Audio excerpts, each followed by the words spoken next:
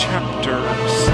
The Resolution finished docking with the ruins of Stoughton Station and Horizon gradually withdrew her consciousness from the ship's systems.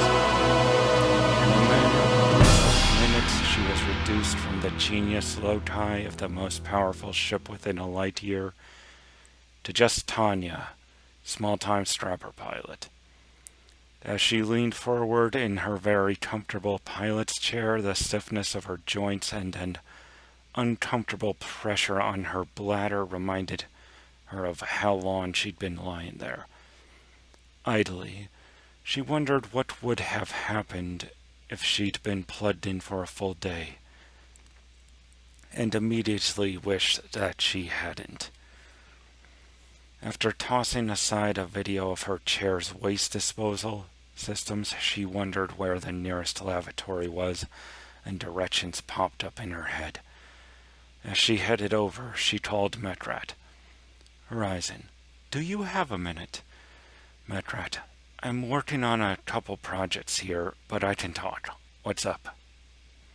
Horizon, "Did you know that my pilot's chair is equipped with auto-burrowing catheters?" Metrat, Metrat, "I don't want to let that up, do I?" Horizon, "Well, I didn't really have a choice.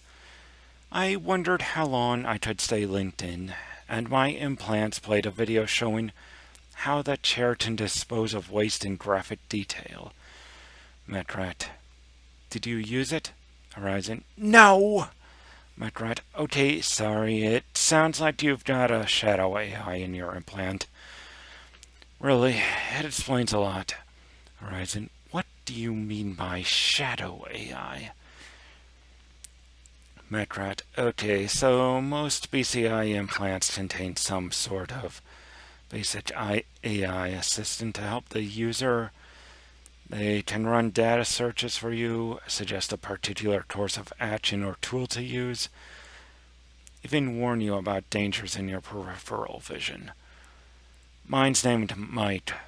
Horizon, "So what's a shadow AI?" Metrat, "Some users want their AI assistant to be as unobtrusive as possible, so they get an AI that operates as a secondary subconscious mind of sort. Reviewing search results feels like recalling a memory. Its suggestions feel like your own ideas.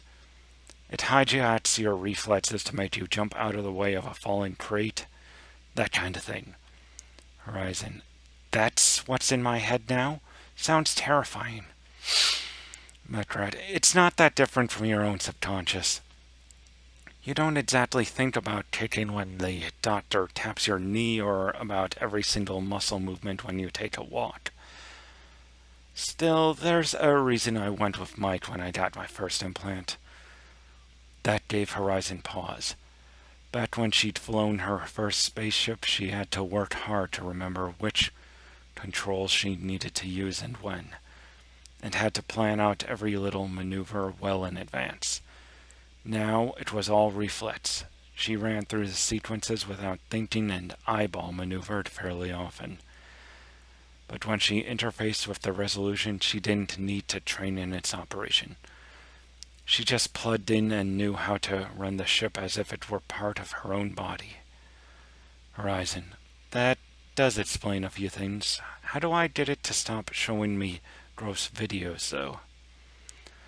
Metrat, "It should learn your preferences over time. I might be able to change some of your settings, though, so it doesn't open those things automatically." Horizon, "Could you shut it down?" Metrat, "Shut it down? Are you sure? Can you even fly this ship without it?" Horizon, "Well, no, probably not, but could you turn it off while I'm not flying?" Metrat, "I can try. Give me remote access and I'll see what I can do." Several menus flashed before Anya's eyes, and just as she was finishing up in the lavatory, Metrat informed her that he'd changed her shadow settings. Before hanging up, he gave her instructions on how to restart it, but advised that it would take several minutes to boot up. As soon as she exited the head, she ran into Eye in the Sky. The Raven looked impatient. "Pilot, she commanded. Your presence is requested at the primary airlock in 5 minutes. We are meeting with what amounts to leadership on this station. Horizon twitched uncomfortably at Ai's derision of filter social dynamics. She was almost afraid to see how her boss might handle the meeting. I'll be there, she confirmed instead. Be sure to wear a helmet, Ai added, striding away on her spindly bird legs. Within a minute, Horizon found a disc the size of her palm and twice as thick that was labeled respirator helmet, and spent several minutes afterward trying to figure out how it worked. There were several flaps and ports on the device, but there were no visible buttons or controls. Fortunately, a minute before the deadline, Lift and Mekrat showed up, their heads covered by form-fitting masks of silvery material with polarized lenses that concealed their eyes. Mekrat snorted when he saw Horizon struggling with her helmet device. Bit difficult without your shadow, isn't it? Horizon shot him a judging look.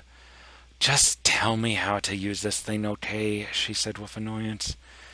She could swear he was rolling his eyes under his mask.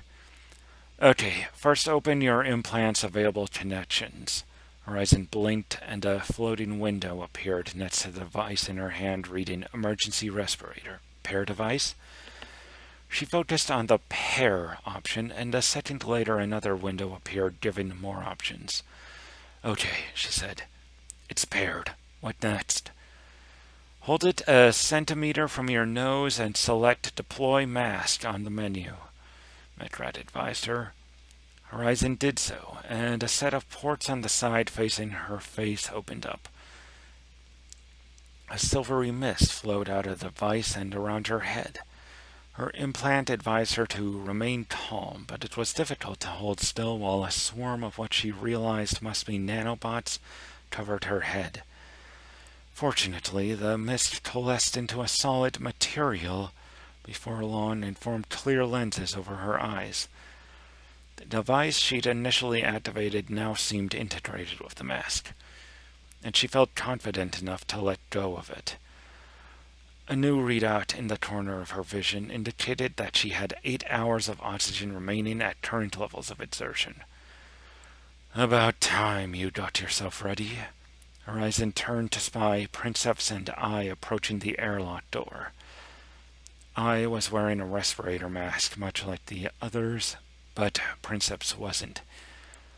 Instead, he had bleached his fur from its prior gray and tan hues to solid white. I understand you might not be particularly attentive to your appearances, but that doesn't mean the people we're meeting won't be. We cannot afford to be recognized. Horizon turned away to stare at the airlock door and stand at what she hoped looked like attention, trying to ignore how uncomfortable her helmet mask felt. Her discomfort must have been noticeable as she got a BCI message from Mekrat. Mekrat, I'm working on a device that can cover our faces with a lifelike hologram. I've got enough processing power in my implants, but the rest of you are still a challenge. Horizon, keep me updated. The airlock door slowly unsealed itself, revealing seams that had previously been invisible to the naked eye. The group entered a small chamber with an equally well-sealed door at the far end and waited as the inner door closed back up. Air cycled out of the lock until they were at equilibrium with the station on the other side. Then the outer door finally opened to reveal the rather rusty-looking outer airlock of Stouting Station. They heard the thuds of multiple bolts releasing before the door itself gave way to the station on the far side. Huh? Lift looked around in confusion. The inner airlock door was wide open. Safety locks should have prevented that. But a malfunction like that was practically to be expected on a station so damaged. It wasn't until Horizon looked downwards that she came to share the bull's alarm. Half a dozen unmoving figures were sprawled across the floor. All of them had graying fur or similarly fading feathers and scales. None of them were visibly breathing, but Horizon was experienced enough to know that wasn't a guaranteed sign of death in a region of space where oxygen mods were commonplace. She leapt forward to help them without a moment's thought of what could have caused their state. A feeling at the back of Tanya's hindbrain attempted to warn her, but she reacted too slowly, and a needle dart sank into her chest just as she was trying to duck. Looking around for the attackers, she spied Princeps, Metrat, and I lying prone on the floor in defensive crouches, while Lift stood with a heavy arm raised, 2 darts sticking out of it. Metrat yanked a dart out of the stiffened fabric of his jumpsuit. "Armor mode," he shouted, accompanied by a digital signal. Horizon felt her own jumpsuit turn rigid around her torso and limbs, though the joints remained flexible. The smart fabric forced the dart out, but she noticed to her horror that, unlike the one that hit Metrat, there was a spot of blood on the tip. An alert popped into her view, informing her that her leukosense had detected a toxin.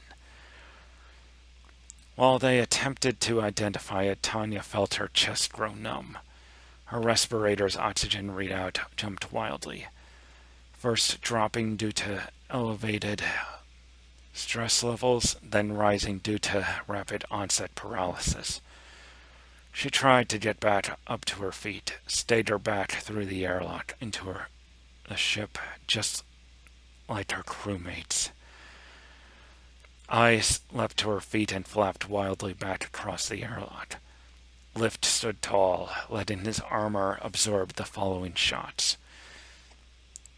Metrat scrambled on all fours back into the safe haven of the Resolution, while Princeps calmly stood in Lift's shadow, his lapels rising to form an improvised face shield.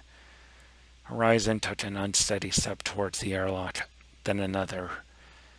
A cord that felt as strong as a titanium bar coiled around Tanya's waist, wrapping itself tight in a way that only micro-servos could do.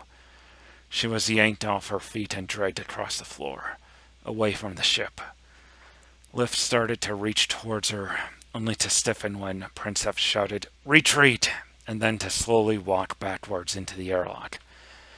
In a panic, Tanya kicked out, her foot connecting with a hazy figure that appeared to be the same color as the station wall behind it. Adaptive camouflage, she realized. Whoever had snaked her was much better equipped than your average poor belters. But they didn't give her time to wonder who could be so well armed. Another figure stomped down on her free leg and bent it at an odd angle. Tanya screamed in pain as her lower leg should have broken, but the alloys the Federation ship had replaced her bones with bent instead. Another figure, or perhaps the same one, pinned her arms down and grabbed at her mask. The nanites held taut, reforming bonds as quickly as they broke. "The hell is this shit?" the figure trying to remove her mask protested. "Just scrape it off," the other one retorted. The first one unsheathed a knife and started slicing at the nanite mask, flicking off drops of silvery goo as they came off. Tanya tasted blood in her mouth. Her face felt hot from the leukosense trying to repair the damage her kidnappers were carelessly inflicting. Her leg felt rather warm as well, now that she thought about it. Horizon's free leg snapped back into place as her localized fever activated the memory metal. She kicked the back of the figure trying to remove her mask.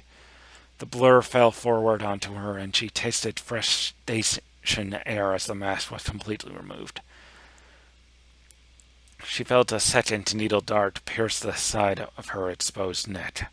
Numbness spread up her face as she saw them place a primitive plastic mask over her muzzle.